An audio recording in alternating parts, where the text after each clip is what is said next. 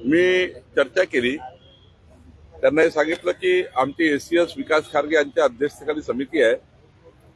तुम्हाला वाटलं तर काही एसीएस समितीसमोर आपलं मत मांडता येईल. आणि त्यांनी मान्य केलं की आम्ही मत मांडू, आमचं त्या ठिकाणी पुरावे ते मांडू. आणि त्यामुळं खऱ्या अर्थाने बघ आपला पुढच्या 1 महिन्यामध्ये रिपोर्ट येणार आहे.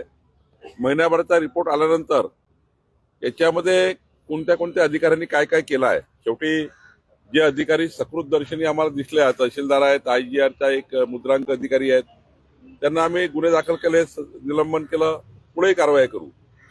आमच्या विभागाचे अजून काही अधिकारी याच्यामध्ये इन्व्हॉल्व असतील तेही घरी जातील, ते काही नोकरीत राहणार नाही.